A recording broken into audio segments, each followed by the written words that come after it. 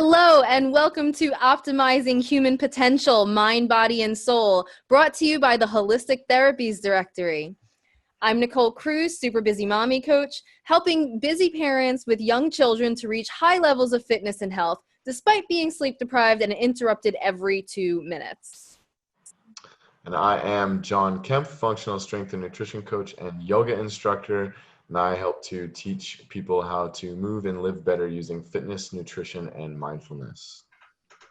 Today we have as our guest Lahela Hekekia, who has a powerful story about having scoliosis during childhood and chronic pain from age 19 to 37, until her spine was greatly improved after combining modern Pilates with self-massage.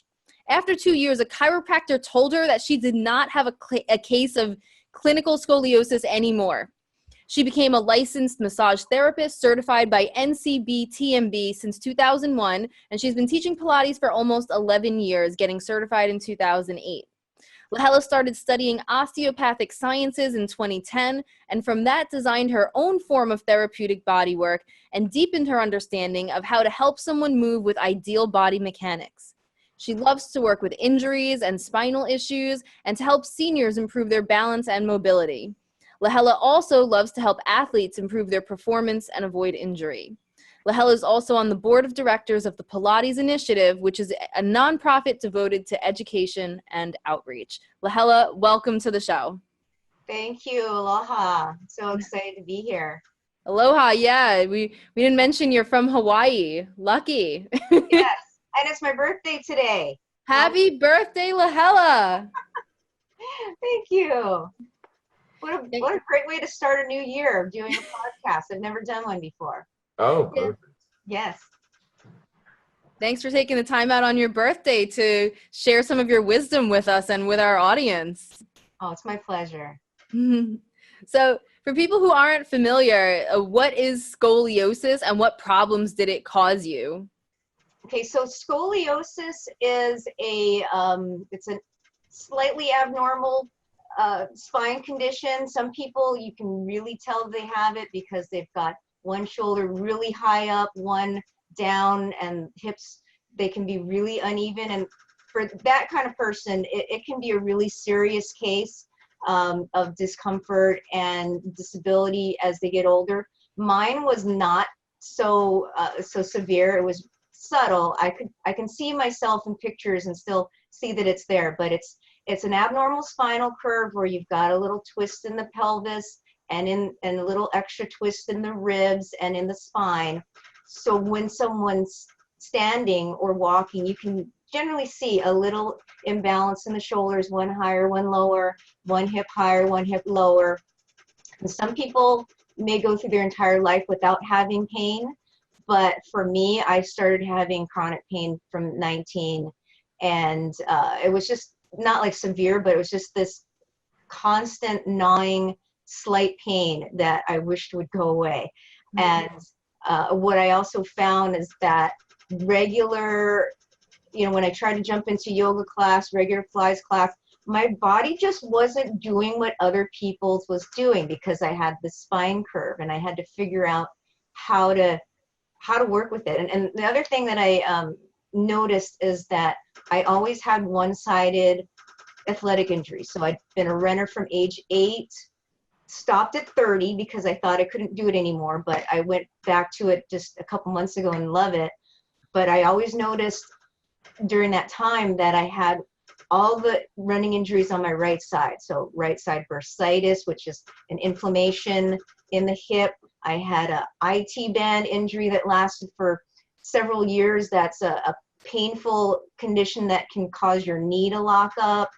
I had a stress fracture on my right foot when I was 30. That's kind of what prompted me to stop.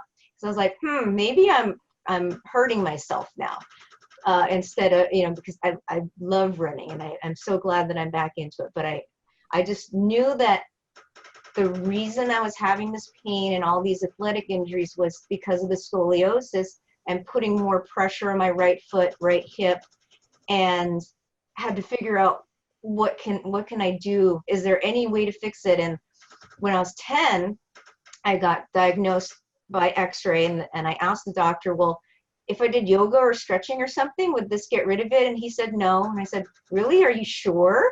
And he just kind of patted my head and said, no, there's nothing you can do about it. It's just there. You don't, I didn't need a brace or surgery. Some people actually do have to go as far as to get surgery because it's compromising their ability to breathe, and it's compromising their intestines and internal organs. In that case, I go ahead and do what the doctor says. But if, you know, for me, he said, no, you don't need that, but if you're just going to have this scoliosis for life, and you'll probably get arthritis when you're 50. And I was like, well, that doesn't sound very fun. But I told him, I don't believe you. I think I could do something stretching wise or exercise wise to fix it. But it took until my 30s to when I stopped doing running.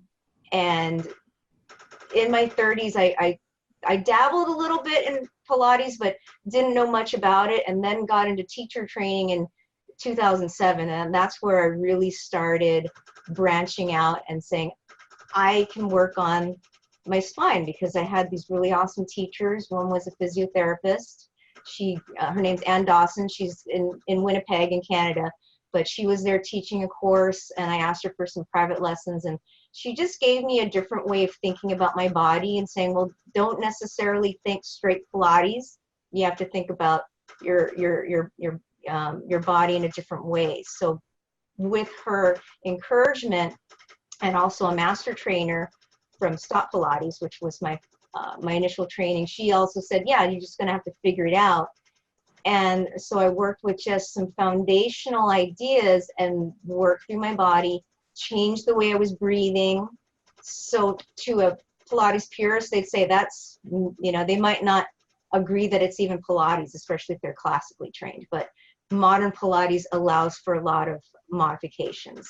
So it was very modern Pilates, but I did have to change the way I breathed and moved, and I had to move very slowly. Found areas where I felt stuck and go, okay, what's happening here? And then I would self-massage and go, well, if I do this, that's letting go. And just little by little, I started noticing that I could move a little bit more smoothly. But it took a while. I mean, there's definitely plateaus and feeling like I was backsliding, like I could do this yesterday, why not today? And I have to kind of keep figuring it out. And yeah, then 2 years later, I decided to go see a chiropractor for an x-ray, just because he wanted to maybe network. And so he took my x-ray and said, do you mean to tell me that you used to have scoliosis? And I said, what do you mean used to? And I grabbed it and I said, oh my God, I'm so excited. I mean, I could still see there's a little something there, but it was vastly improved. So I can't say that the spine is perfect. It may never be, but it was definitely vastly improved. And over this time, I figured out more and more what was the root causes of my imbalances, and just kept working on that. Then getting into strengthening muscles and just working on improving my alignment and the way I was bouncing on my feet. And yeah, it just takes a lot of patience. If you do have scoliosis, it's not going to go away. You know, there's no such thing as an instant cure. And even if you get surgery, you still have some issues, because if you get your spine fused, you're going to be more likely than not, you're going to have some hypermobility issues above and below the fusions. And once you have your spine changed, you can't change where where you're fused, but you can still make yourself feel more comfortable. Even if you did have a fusion, you can still do some exercises that will make you feel better overall anyway. And so that's my story. It's just everybody's going to be different. And when it comes to scoliosis, you do have to think a little out of the box, and that a standard exercise probably is not going to be the ideal way of executing it. Yeah. Does that make sense? Yeah. Could you explain Pilates a little bit more for people that aren't Yes. familiar with it? Because Absolutely. me, as a strength coach and a movement specialist and a yoga instructor even, all of those things have their own benefits, but Yes, limitations as well. And Pilates is one of those things that I recommend to so many people because it's such a beneficial complementary movement practice. And just that alone is something that's so neglected in the general population, that is sitting in a car and then sitting in right. a desk and then sitting on the couch. They're always in these stuck positions. And Pilates is such a intuitive but also very methodological way to help people regain full access to Yes. this movement, but nobody knows what it is. And if you're a guy especially, you're like, I'm not gonna walk into a Pilates class Yes. with a bunch of chicks wearing yoga pants and feel all awkward and embarrassed because I can't touch my toes, but those are the kind of things that they need the most. So if you could kind of just talk more about the foundation and the background of it and the applications, especially for people that maybe have a weight training routine or a fitness routine, how it could benefit them. Yes. Pilates, I absolutely love Pilates. I will also say that Pilates and yoga are really good complementary disciplines because they fill in the blanks, things that Pilates does not do, yoga does, and vice versa. But they work really well together. Pilates, believe it or not, most people don't realize that it was started by a man. His name is Joseph Pilates, Yep. and he really made his presence known when he moved to New York, and he worked with a lot of dancers. The dancers very famously overwork their bodies. They have a lot of chronic pain issues when they get older. So he worked with a lot of them, and he in his career he has he had a base of students that became sort of the elders in the Pilates industry. That is more the classical world of Pilates. And so you have an interesting dichotomy of classical Pilates, which is a lineage based from Joseph Pilates and then one of these elders. And I do have an amazing mentor who's classically trained. Then you have the modern Pilates, and that is more infused with principles from physical therapy and physiotherapy. So the difference there is that, not to say anything's wrong or bad, it's just different. So the classical Pilates tends to be much more regimented. You have a certain way of doing things. And if you have a great teacher, it's awesome. With modern Pilates, we tend to follow the developing science.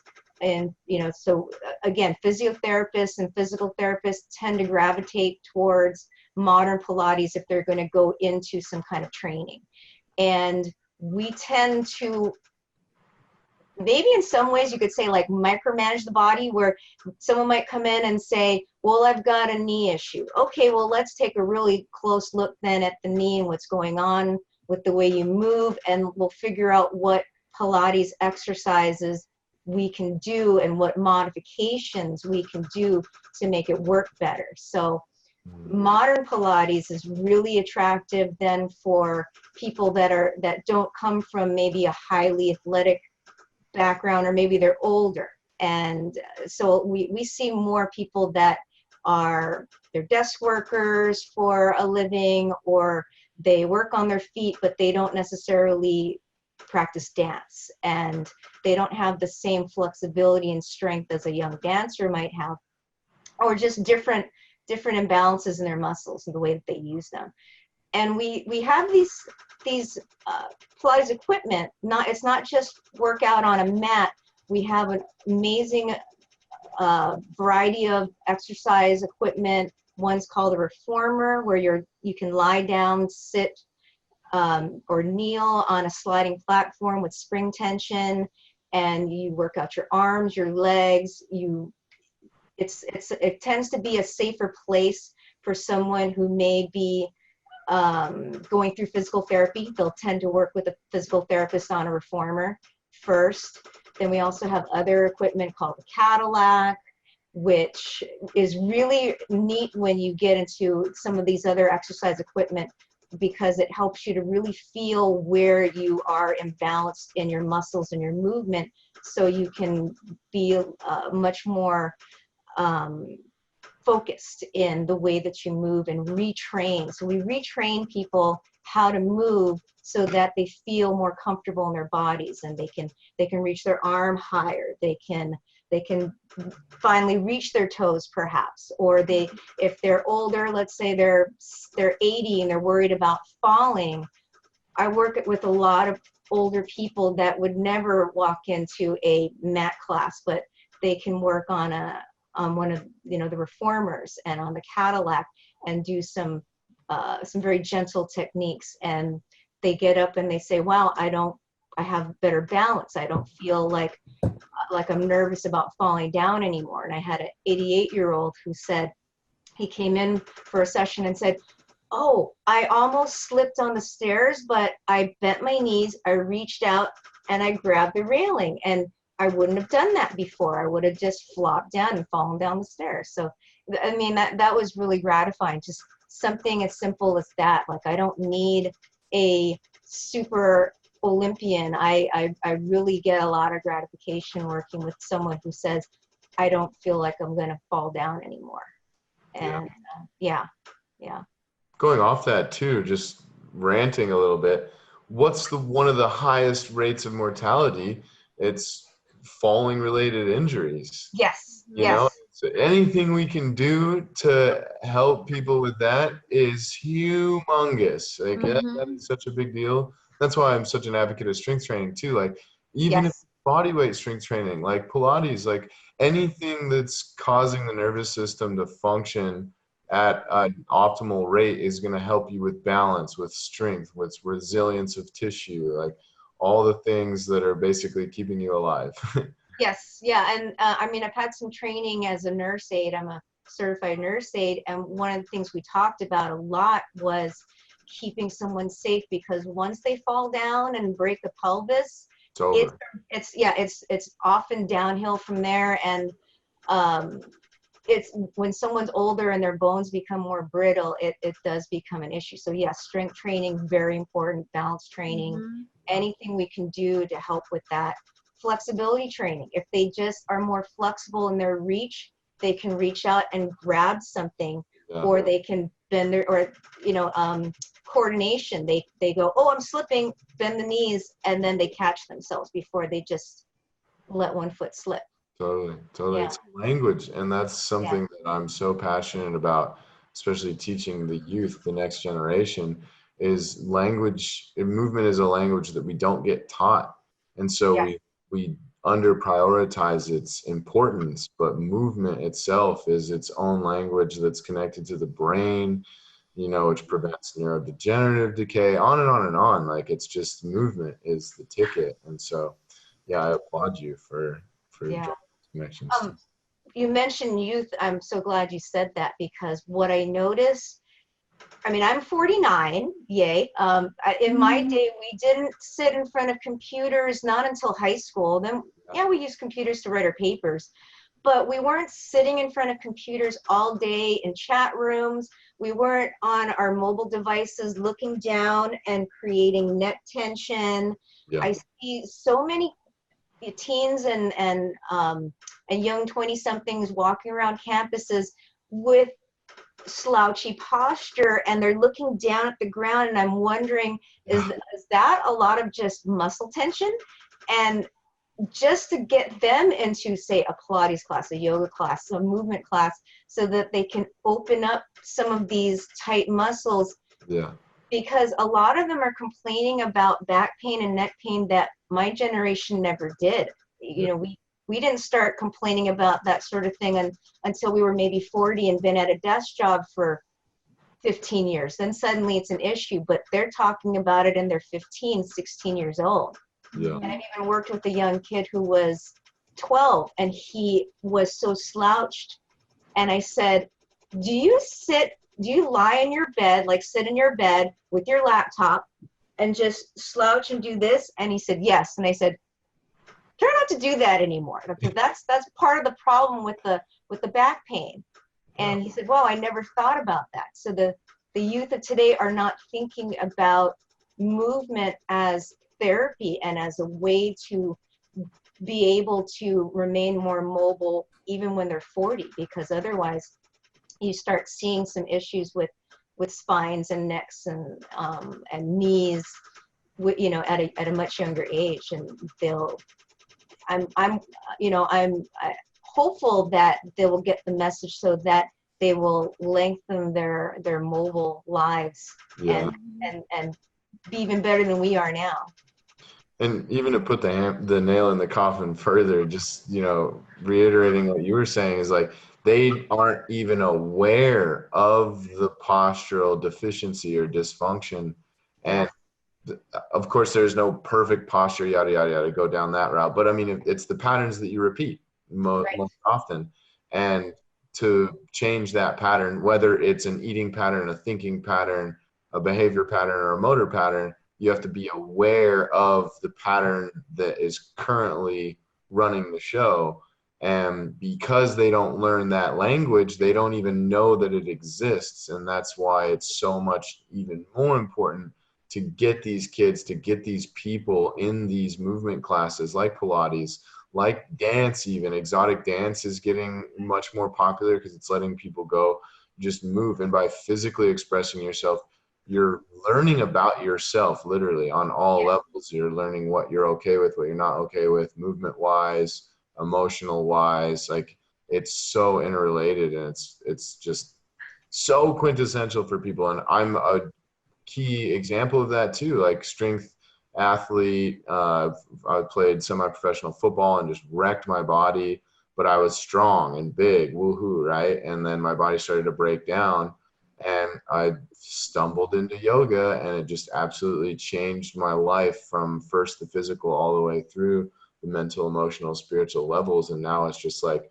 the epiphany for me to like, how can I help people become aware of their body in space and then teach them how to move it in any way. So that's why I'm just so passionate and happy to have you on the podcast, because we definitely see eye to eye in that way. Oh, definitely. I do love yoga. I practice it personally. I'm not a teacher, but I appreciate it so much. And what I really love about it the most is the breathing. And the one thing I changed about my Pilates practice is the breathing, because I was so influenced by yoga, and I would feel the difference. Like, if I breathed a different way, I would, wow, my ribs are opening. My muscle, I can feel my muscles releasing tension by breathing this different way. And that is incidentally one of the things that I brought into my modified Pilates practice, especially when it comes to changing the spine with the scoliosis. So can you describe it? Describe the breathing? Yeah, so can you describe for, you know, what the Pilates breathing is like and what the yoga breathing is like, and what benefits you found by swapping it out? Yes. Okay. So a typical Pilates breathing that I've been taught, whether it's classical or even the modern, what I believe is that it was derived from all the dancers that brought their aesthetic training from dance into Pilates, because it did not seem, from looking at videos, that Joseph Pilates himself actually was breathing that way necessarily. But I could see how perhaps if someone's hyper mobile, maybe that's helpful. But for me, it just wasn't changing my spine. But so Pilates breathing, you would tend to inhale through the nose and exhale through pursed lips. Now, some Pilates trainings have definitely diverged from that. Some Pilates teachers do breathe in and out the nose, but the other thing that they tend to do is keep the tummy really tight. So keeping your belly button, like trying to pull it in towards your spine, like you're really sucking in your belly, and then breathing in and out. So if someone was to do that right now, you could like make your tummy really tight, pull your belly in towards your spine, and take an inhale through your nose, and then take an exhale. You can exhale through pursed lips if you want to try it. And just feel what that's doing to your ribs, and try that one more time. Breathe in, keep the belly tight, and take an exhale, and just feel what that did to your ribs. We'll do one more time. 3 is a magic number. So keep the belly tight, inhale through the nose, feel the ribs, and then exhale. Now, the difference with yoga is they don't keep that tight tummy. They allow you to fill the belly, fill the lungs fully. So just sit relaxed and take an inhale and fill the belly full. And then I'm just going to do an exhale through the nose. So we're not going to do if you want to do like a real yoga breathing, I would like the yoga teacher to teach that, since I'm not a yoga teacher. But if you do that again, breathe in, let the belly fill this time instead of belly to spine, right? Mm-hmm. Fill the lungs and exhale, and notice what that's doing to your ribs instead. And why I say this is because the ribs are attaching to your spine. Breathe in, fill the lungs, fill the belly, and exhale. The ribs open up a lot more. Now let's go back to the typical Pilates breath and make the tummy tight. And now breathe in through the nose. Can you feel that it's a little bit more, it affects you a different way. It doesn't allow the ribs to open the same way. What I found as a person with scoliosis, I needed to change my ribs because my ribs attached to my spine. And I can't change my spine unless I change my ribs. So I chose a different kind of breathing so that I could let some muscle tension go in my rib and abdominal area. So we'll take one more deep inhale, fill the belly, fill the lungs, and take an exhale.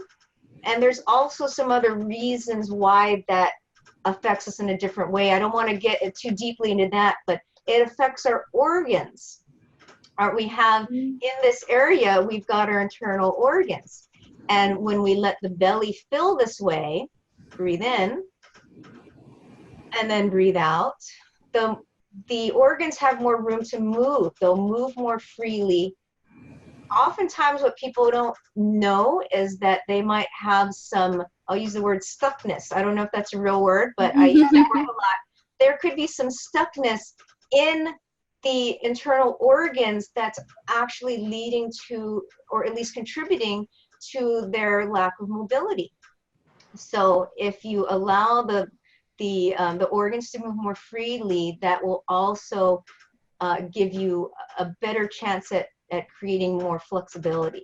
So, and again, I don't want to say Pilates is wrong, that the other way is wrong.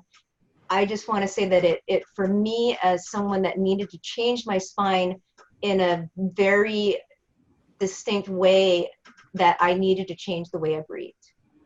Mm-hmm. That totally makes sense. I feel like I've also found yoga breathing intuitively to feel better.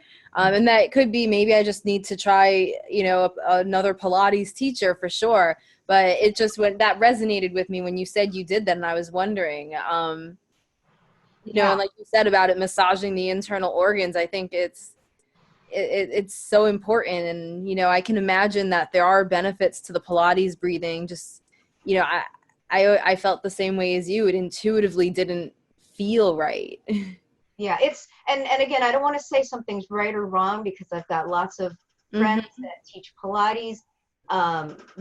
Just for me to change my spine, I made the aha moment that my spine's attached to my ribs. My ribs move differently with more yoga focused breathing. So I changed my breathing in order to change my spine. And also what was gratifying is that when I was going through Franklin Method teacher training, we were taught to breathe that way as well. So I was like, aha. And we just learned some reasons why that was a really beneficial way of breathing. And so I just found that really helped, really just keep me focused on what I have been doing, because I started Pilates training in late 2007, early 2008, worked with a physiotherapist who said, think a little more out of the box. And she wasn't even specifically a Pilates teacher, but she did teach a really awesome Pilates course for injuries and special populations. And she said, go ahead. And the master teacher trainer from the Pilates training said, yeah, absolutely. Go ahead. Think out of the box. Think for yourself. This isn't it's not prescriptive the way that they were teaching us in teacher training. It's a foundation, but there's no such thing as a standard body anyway. And there will be people that will need to modify here and there as needed. And again, if going back to just regular Pilates breathing, let's imagine if you're a 12-year-old hyper mobile ballerina, gymnast, it probably would be better in some instances for that person to use more of a Pilates breath. And that's where a lot of the initial Pilates students came from, was the hyper flexible dance world and gymnastics and things like that. But then you take it to a different audience, which would be, say, someone like me. I I sat at a desk for years and years from school, and then what was an attorney working at a desk 16 hours a day. That really wasn't so great for my back and my neck and everything. And so after a couple of years, I said, I'm going to do something different with my life. I want to go into something healing for myself. I'm still an attorney, but I don't sit at a desk 16 hours a day anymore. But yeah, so you take someone like that who has a completely different conditioning. They're sitting, they've got certain muscles that are chronically tight, others that are chronically underused, and they benefit from using a different approach. And that's just a simple way of putting it.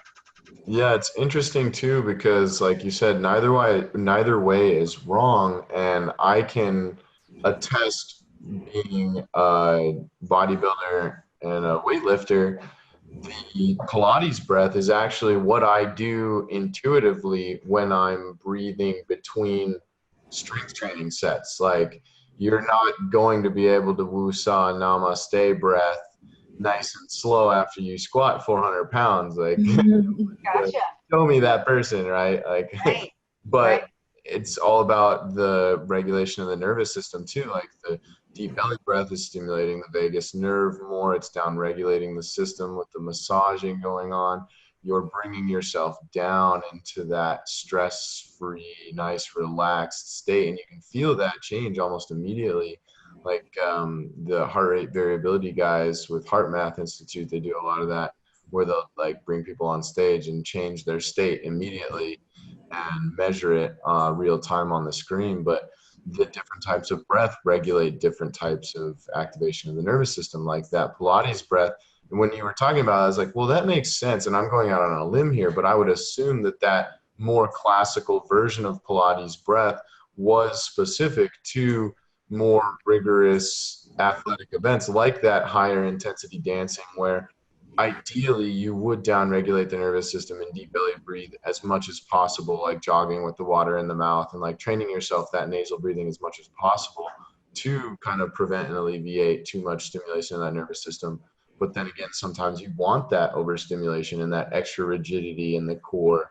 Like when you're doing a set of RDLs, that cue is the same that I use: bring the belly button to the spine, tighten the corset. That's your actual transverse abdominis, which attaches on the spine, horizontally wrapping around to the front of the body, and it squeezes everything in tight. And when you're trying to prevent any kind of movement in the spine, that is really effective if there's external load. But then immediately after, as soon as you can, go into that deep belly breathing, bring the heart rate down as much as possible between sets.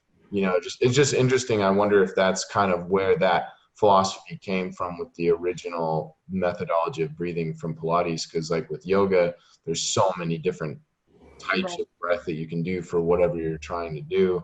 So it's just cool how time have adapted these different nuances to apply for whatever method or modality they're using. Like, you wouldn't want to use the Pilates breath when you're getting a massage, or Right. Yes.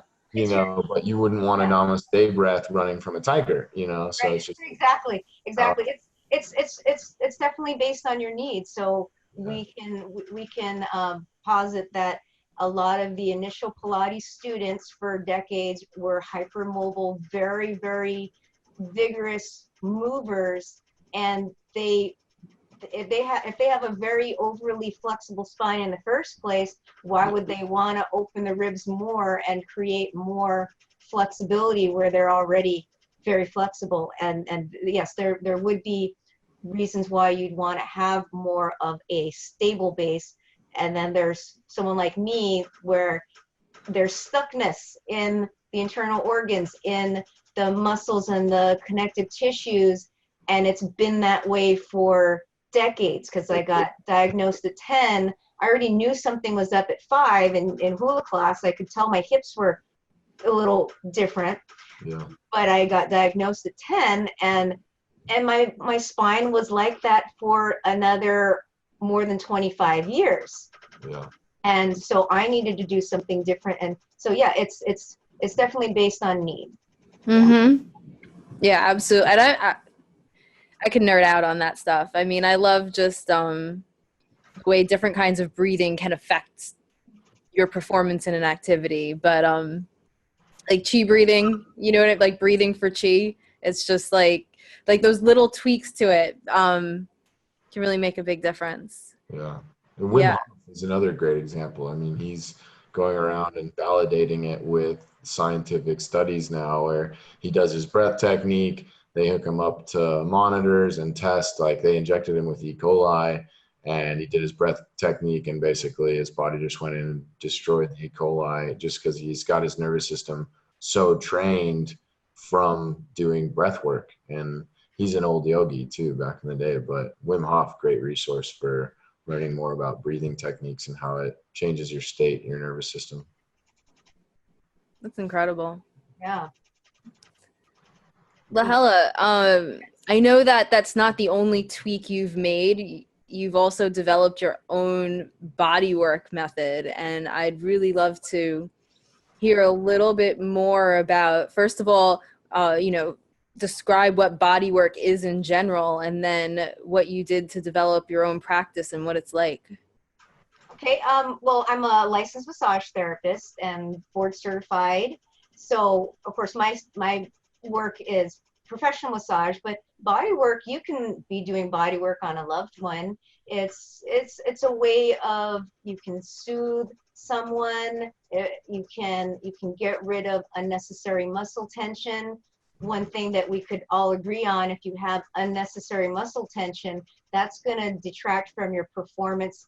Let's say you're trying to run from a tiger. If you have overly tight muscles and they're not allowed to release and contract, you're not going to run as fast, or you're not going to be able to jump and climb up the climb up the cliff and climb up the rocks as someone who's more flexible, more agile. So body work is a really important part of anyone's well-being, is that it will help them be more comfortable in their bodies, more agile, more flexible.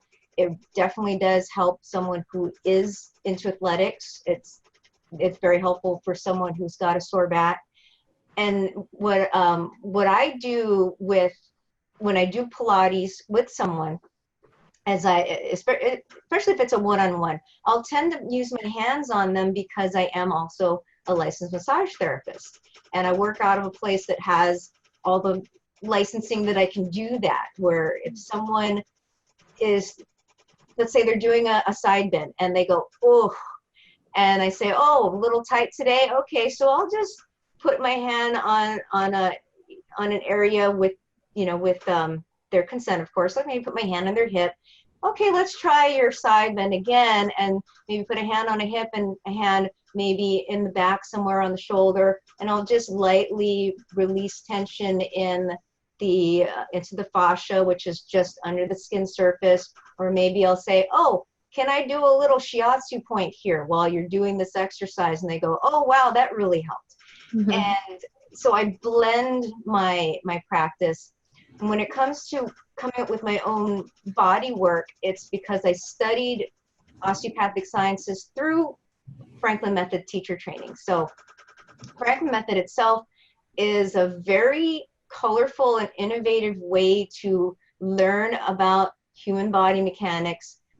And you do absorb a lot of pretty deep scientific principles, but it's presented in a fun way where it's not overwhelming with like bookish type of explanations. You experience something in the class to help you understand what what really good functional movement is, or even just the breathing exercise that we did is derived from my training in Franklin method, where I help people understand what they're feeling, why it feels different by just experiencing it. And I mean, I can do a quick little exercise right now just to relax the neck and shoulders. Yeah. Yeah. Okay. Let's do it.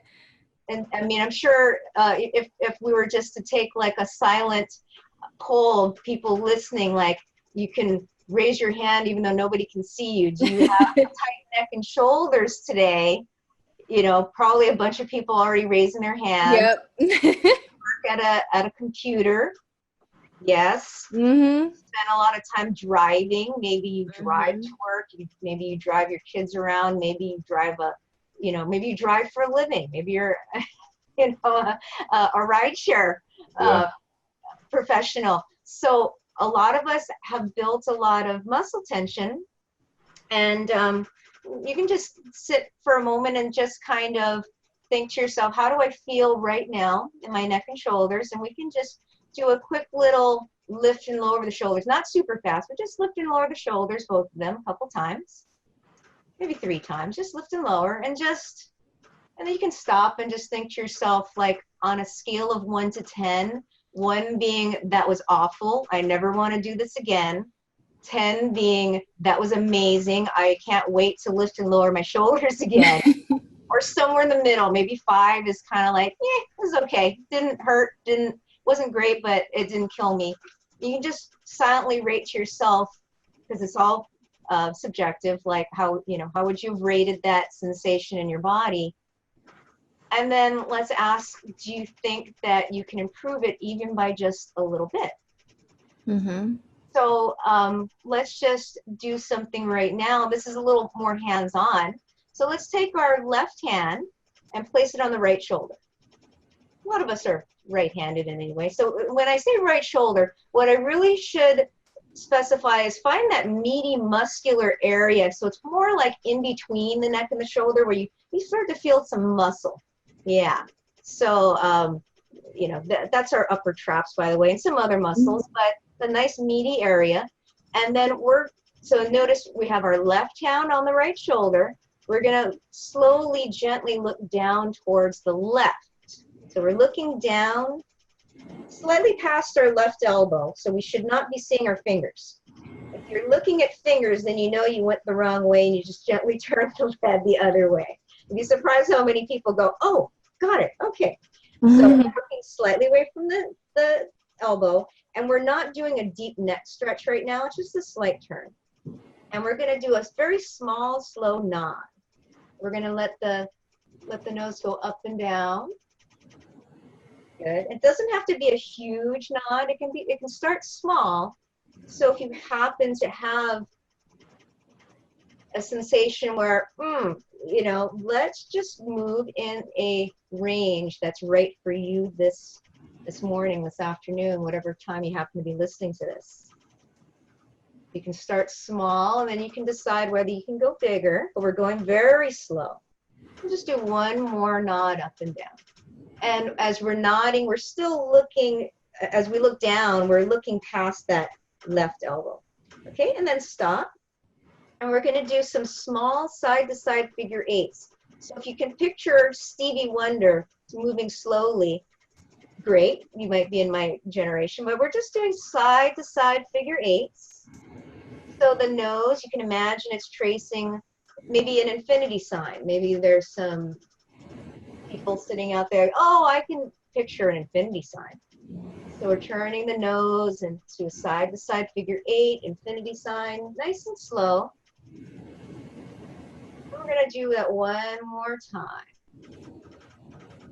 And then we can stop. We're still looking down slightly past our left elbow. And our right shoulder, the one that's under the hand, is going to do a small shoulder roll. So the shoulder's going to slowly go forward and up. and back and down, and forward and up, and back and down. Nice and slow and gentle and smooth. Forward and up, back and down. We're just going to do one more. It doesn't take a lot. And down, and then rest. We're going to nod the head again just a few times, nodding slowly up and down, releasing some tension in the shoulder area, into the neck. And then we'll do a few more side-to-side figure eights, relieving tension even into the jaw, into the ear, into the temple. You may even feel your jaw sliding around a little bit. You might not. We're going to do one more side-to-side figure eight, and stop. And then just drop the hands, and just leave your hands by your side. Okay, so here's the moment of proof. Let's take the right arm where we just massage the shoulder and neck. So right hand, just raise the right arm up, and then bring it down. And just notice how that felt. Let's compare the left arm that we didn't do. Bring it up, bring it down. Does it feel maybe a little tighter or heavier? Let's try the right arm again. Bring the right arm up, and just notice how the range is. Like, how far can you comfortably raise it up and down? And then notice the other side. Does it seem like maybe it doesn't go up as high? Or maybe if you can go high, does it feel like you have to work at it a little bit more to bring it full range? So what do we do here? We just release some muscle tension.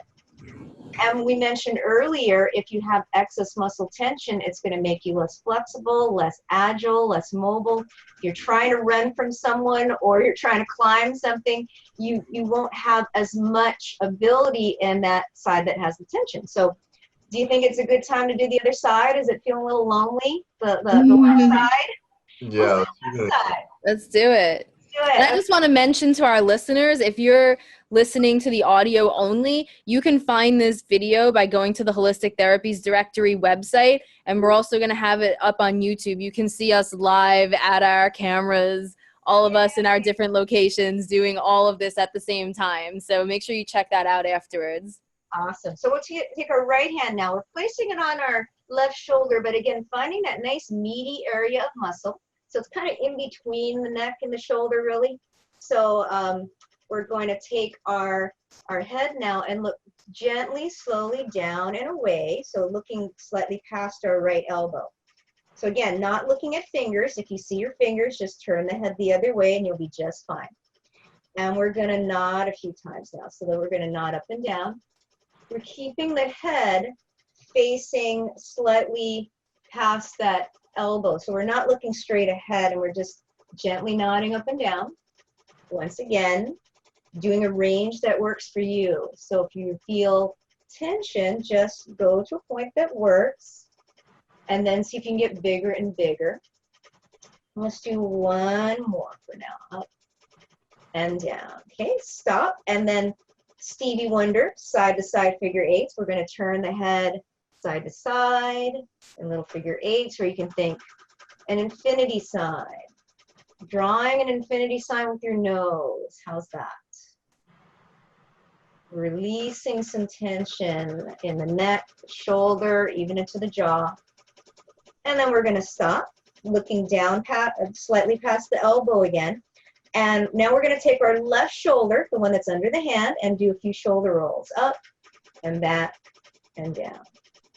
And forward and up and back and down. Why are we doing it slowly? So it's because we want to reinform our nervous system that we can do things in a more gentle way to release muscle tension. Let's do one more time. Forward and up and back and down and stop. And just nod a few more times with the head, looking slightly past the right elbow. Slow nod, up and down. You might notice muscles sliding around under your fingers, maybe. One more up and down. And then side to side figure eights. This is a form of body work. We're just doing a little self-massage. And just nice and slow. We're going to do one more time side to side figure eight, i.e. infinity sign, and stop. And then relax and place the Hands down. We did that all right. We did the shoulder and everything. So now we'll take the left arm, raise it up. Does it feel a little lighter now than it did before? Awesome. So we just experienced some things that I do in my Franklin Method classes. And I'm definitely going to be working on some workshops, and I'll figure out how to make it accessible to an audience that's not right in the room, but I will be working on that, and I'm going to work on one for the feet. So keep that in mind. Yes, everybody can improve our feet. So exciting. Yeah, but let me ask you, how did you feel? What did you think about that exercise for the neck and shoulder? I could feel it all the way up to my chin. I really felt a lot of release in my scalenes and my sternocleidomastoid. Nerd talk, that's the front of the neck for all you people. Really, really good all the way down, even through the first rib area. I've noticed big release, and this is a big area for me where I carry a lot of tension, is front side of the neck. Awesome, awesome. Nicole, what about you? What did you notice? I felt a lot of clicking at the base of the skull as things started loosening up right around there. Yeah. And I definitely felt the difference as soon as I lifted my arms up. I could feel the tension all down, down the side of my arm, down my lats. I just felt it free up, which was great. I needed that.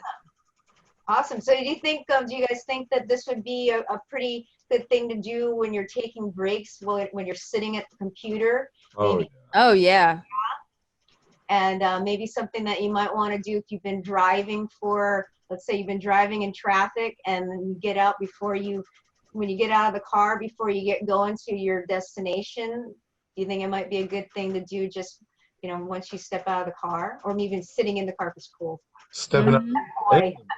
I mean, right away, waking up, doing that, just opening spine, getting everything traveling and open. Love it. I call it movement snacks with my clients. I say movement snacks. Give them an exercise like that, and wherever they're dealing with it, and say, I want 5 snacks a day, whatever. Awesome. Can I borrow that and give you credit? Please. Genius.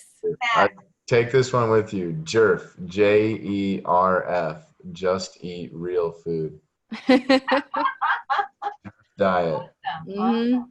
I think that is a brandable thing. You should think about that. Don't you worry. T-shirts on the way. Yeah. Love it. That's awesome. Yeah, so that's in a really quick nutshell, that's what I like to do with Franklin Method, is have someone feel a noticeable change, hopefully for the better, but obviously I want to get them to improve and feel it just within a couple minutes, and whether it's just something that they can take with them through the day, or whether it just gets them started so that they can actually do their session in a comfortable way.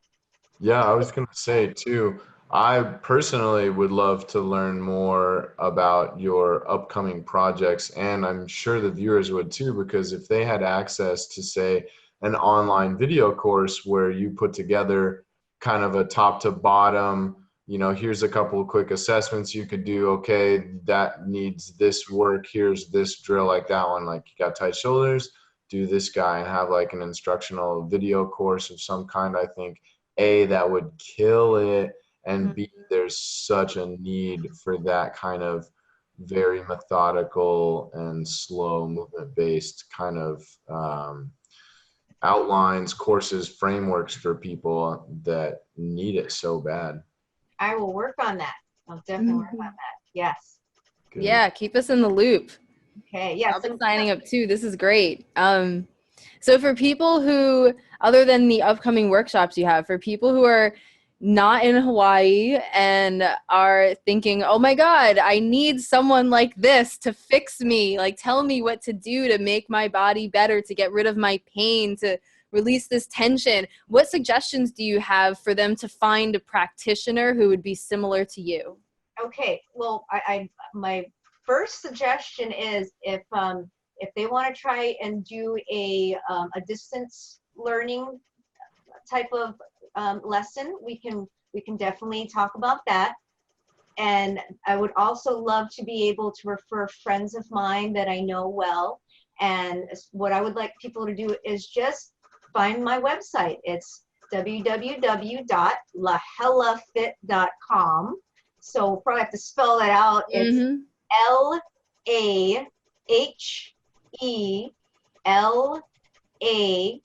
F as in Frank, IT. So lahelafit.com. And you can just send me an email so we can get a conversation started and say, hey, I live in Milwaukee. What do what suggestions do you have? I will certainly talk to friends that may be in the area or close by and see how best they can help in person. And then we can also talk about whether we can get some things going even just by video chat, like how we're doing. That's awesome. Yeah. I will be hitting you up for sure. Awesome. Always looking to get better. I mean, the core is so it's so fundamental to so much of what we do. And then your knees, your feet, everything you're talking about, just getting your shoulders, you use them so much throughout the day that if something is out of alignment, it can literally affect and have this snowball of horrible outcomes throughout your body. And it's just finding someone who's so knowledgeable and can intuitively see the interrelatedness and doesn't just say, oh, you have shoulder pain, let's do some shoulder exercises, but we'll look at your movement the way you do and see the interconnectedness. It's just we need more of that in the world. It's just so great to talk to you. Thank you. Well, and then the reason why I'm choosing feet is because it's our base of support. We put all our weight on our feet when we're standing anyway. And, and I just want to frame it a different way. Instead of focusing on pain per se, discomfort, if I can help someone improve the way they're using their feet, they will notice a change in their back. They'll notice a change in their knees and everything. So I like to start from the ground up. If we can just start with that, it'll make them want to continue. And I even had a friend who years ago we started working together. He was only wanted to do one-on-one lessons, and he said he needed to lose a lot of weight personally. And I said, well, I'm not that person, but I can help you just use your feet better, center better. And then after that, he was motivated to get into outrigger canoe paddling, all kinds of different sports. And now he coaches paddling. And he said that just that little push got him to, getting into athletics and lost his weight. But I'm just excited that he's now coaching. Yeah. So that's great. Yeah. Could you give us a little blurb about the foot workshop you're putting on? Because I, as well, am fascinated with the feet. And so kind of a premise of why are feet important? What do they have to do with movement and performance? And how is this workshop going to help people understand that process better? Okay, awesome. I'm glad you asked. So I'm still formulating the workshop because it's going to integrate Franklin method. And we did an exercise that's based quite a bit in Franklin method, but also included some of my massage. So it struck me that I'm maybe the only Franklin method trainer that can also apply to get continuing ed credits for massage therapists. So I want it to appeal to the massage professional as well as the person who's into movement, either, say a movement coach or just someone who enjoys exercise. And the reason why feet are important is we tend to bust up our feet and we don't think about it until something is wrong. But we've often been doing something dysfunctional for many years before that. Prime example, as a female, I wore high heels for years. Stuffed my toes into cute, adorable shoes, but by the end of the day, my right pinky toe was always numb. And I didn't think about that at 18, so I have a numb pinky toe. Fast forward to late 40s. Oh, interesting. Gee, I wonder if that's how this bunion may, start, right? So we think about all the ways that we can use our feet better. We can improve whatever level we're at. And I see a lot of feet in massage therapy and also in Pilates, because people take their shoes off to work with me, and I go, interesting, let's see what we can do to improve the feet. As I said, we use our feet to support our bodies, standing especially. It bears all our weight. If we can just improve the way we balance over their feet, if we understand a little bit better about the deeper osteopathic sciences, meaning the joint movements of the foot and how the foot relates to the entire body as a whole, we'll notice right away that just an improved use of the foot will make us feel better in the knee, as I said, in the low back, even maybe up into the neck. Yeah. And for myself, with the scoliosis, I could tell right away that not only was my spine curved in a not normal way, but my feet were also not balanced. So I had to work also on my feet in order to change my spine as well.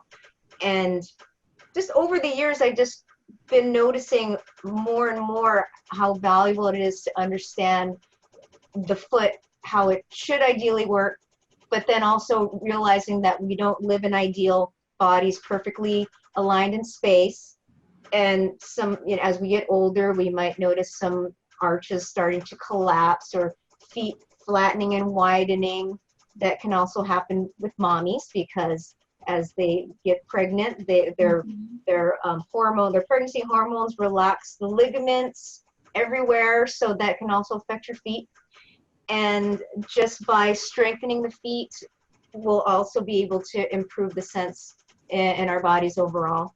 And for a massage professional, we're going to be doing a lot more hands-on techniques than in a typical Franklin Method workshop, which tends to be standing, sitting, moving, and experiencing movement. But I want to include a lot more hands-on techniques, because the workshop to also provide continuing ed credits, hopefully.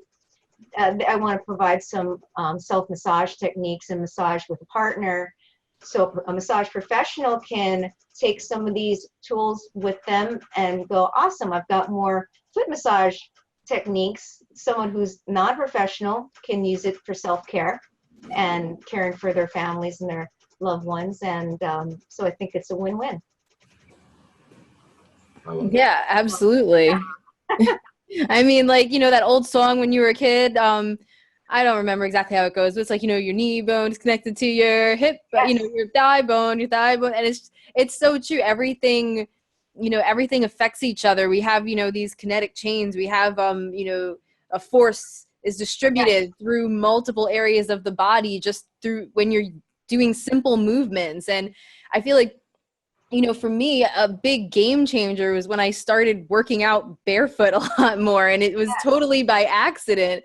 It was just, I happened to be, I was a mom. And so I was doing a lot of workouts at home, like, I have 30 seconds, let me do something. And I wasn't going to worry about changing and all of that stuff. And just, I started noticing the difference, and it just felt right. I started just not wanting to wear shoes at all anymore, to the point that when I had a gym, a couple years ago, it's like when everyone cleared out, you'd see me just like, working out barefoot, because I'm like, okay, I don't have to worry about liability issues, or, like no one's here. I'm doing this my way. And now it's like, whenever it's possible, I work out without, and I just feel like my body just automatically just kind of adjusts and goes the way it's supposed to do without me thinking about it so much. Because, once it takes a little bit of time, you're wearing shoes all day and everything. But for me, once give it maybe like 20 minutes, half an hour for my my feet to kind of get, loosened up again. And all of a sudden, everything just goes the way it's supposed to without me having to think about it. And I know, like, some people really find the support of shoes to be really helpful. So I'm not saying everyone should do what I do, but, personally, I can attest to the importance of the feet. I mean, I gave up wearing shoes when I run, except when the weather is cold. And, you know, like I live right by the beach. And so I just started, I was scared at first, but I was like, I have to do this because I just feel so much better. You know, I had, switched to barefoot running sneakers. And finally I was like, I'm just taking them off and I'm going to see how badly cut up my feet get. And surprisingly, they rarely get cut at all. But and now it's just, I get so upset when it'll be like 50 degrees outside. I'm like, I'm still going barefoot. And then once it gets to like 45, I'm like, oh man. Well, You have to put sneakers on. You're tough. I mean, I live in Hawaii, so we're spoiled. If it was 70 degrees, we go, oh my gosh, it's cold. But one thing that is such an advantage being in Hawaii is being able to walk around barefoot just about anywhere. Everywhere. And barefoot in the grass and barefoot in the sand, and it is amazing to be able to do that. I don't even take shoes with me most of the time. Like, I'll just get into the car without shoes, drive where I'm going without shoes. What? Yep. I couldn't imagine doing that. And like, if you do that in New York, like, people will think there's something wrong with you. It doesn't matter how hot it is outside. It's like, do you want to step on broken glass or a needle? Because right. No, it's true. And I mean, it's true that you can get in your car and go without shoes, and then you're suddenly in, say, a grocery store, and you're like, oh, I don't have shoes on. So you run through the aisles because the floor is cold. You're like, okay, I'm getting my lettuce, celery. Okay, let's get out of here. Oh, that is like a culture shock to me right there. I can't even, okay, you know what? It's just going to end up with all of us moving to Hawaii. I mean, you're there, John, you just moved there. I want to move to Hawaii now. But Hey, it's much harder to go on a long road trip if you're on an island. So That's true. That's true. no shirt, no shoes, aloha. I saw that the other day. I was like, yes. Well, I live there part-time. I'll chill with you guys. There you go. Yeah, but anyway, Lahela, let's tell people how they can find you. So you mentioned your website, lahelafit.com. Yes. What else should they be looking? I know you mentioned you have some articles people can read. Like, give us more. Okay, well, I do have the Holistic Therapies Directory listing as well. Mm-hmm. Let's see, I have to actually come up with the actual wording of it. So unless you have it in front of you. My dear. Okay. Mm-hmm. We'll link to it. Yes. Okay. So my Holistic Therapies website is, I just have to make this a little bigger right now. So it's HTTPS. Well, anyway, it's basically holistictherapiesdirectory.com/Hawaii/Kailua/Lahela-Hekekia. But the easiest way of finding it, honestly, is I just did a Google search saying Holistic Therapies Directory Lahela, Lahela, came up with it immediately. And then you can also find me on lahelafit.com because I've found a way to link both websites together. And then just shoot me an email so we can start a conversation and we'll work from there. So if you happen to be here or far away, I'll find some way to help, whether it's distance learning or trying to find someone who's nearby. And I mean, I have lots of friends all over, so I like to spread the love too. Do you have any social media handles that you use for your business? Facebook, Instagram, Twitter kind of stuff? Lahela Fit, so LAHELAFIT. So Facebook that's and Instagram, or on Instagram, not on Facebook yet. I'm a little I'm still working on that. I'm a little behind. But yes, I do have Lahela Fit on Instagram. Again, I'm 49, so I'm one of those early generation Xers, so I'm just learning more how to use social media, which is awesome. I love you guys. Don't worry. It took forever for me too. I'm a caveman. Yeah, I mean, I'm, like we're both millennials, I guess you could say. We're like, I guess on the older end of the millennials, and I'm still not it. I still barely know what's going on with social media. It's like I'm on and off. That's it. Yeah. 2 hours a day. So Awesome. Yeah, but Follow you on Instagram though. I'll look up your handle. I'll follow you. My handle is Thor Kempf, so I'll be looking okay. for I will look that up. Yes, awesome. And yeah, so again, you can just find my website. That might be the easiest way, lahelafit.com. Shoot me an email. We'll start chatting, and then I can also send links from there to make it easier so you don't have to spell anything out. Awesome. Sounds good. Well, Thank thank you you so much, you guys. I really, this has been so enjoyable, and I look forward to working with you again in the future and keeping you updated on my workshops. Round 2 in the future, we'll come up with some movement and breath stuff. We'll do something cool. Yes. Mm-hmm. Yeah, sweet. Awesome. And snacks. We might have to call this movement snacks, yes, I love it. Okay, awesome. Well, thank you. All right. Well, yeah, and for everyone listening, make sure you check out in the show notes. We'll have related links from everything we've talked about.